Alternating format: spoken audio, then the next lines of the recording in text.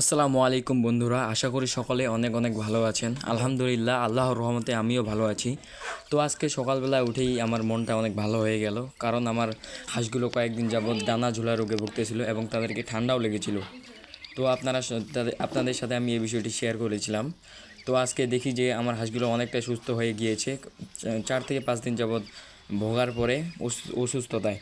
এখন হচ্ছে তারা সুন্দর মতো, তাদেরকে আমি ঘাস খেতে দিয়েছিলাম, ওই যে তারা খাচ্ছে। আর তিনজন সুন্দর মতো চলে যাচ্ছে তাদের বসার জায়গায়, ওই যে সামনে হচ্ছে ওই যে গিয়ে ওরা বসবে। তো ওখানেই ওরা সারাদিন থাকে আর কি। তো আমি একটা জিনিস লক্ষ্য করলাম যে চীনা হাঁসগুলো আমার বাসা থেকে বাইরে বেশি যায় না। যারা যারা চীনা হাঁস পালন করেন তাদেরও কি হাঁসগুলো এরকম করে নাকি, আমাকে একটু কমেন্টে জানাবেন। আর আমি হচ্ছে একটু নতুন উদ্যোগ নিয়েছি, যে নতুন নতুন বিভিন্ন রকমের পোষা প্রাণী এবং শৌখিন জিনিস নিয়ে আসতেছি আমার বাসায়। তো এরপরে কী জিনিস নিয়ে আসা যায়, মানে কোন জাতের পাখি নাকি কবুতর নাকি খরগোশ, একটু আমাকে কমেন্টে জানাবেন।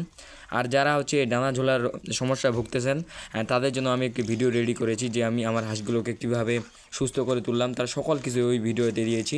ওই ভিডিও নিচে দিয়ে দিব, আপনারা গিয়ে দেখে আসতে পারেন। ধন্যবাদ সকলকে। তো সকলে ভালো থাকবেন। আল্লাহ হাফিজ।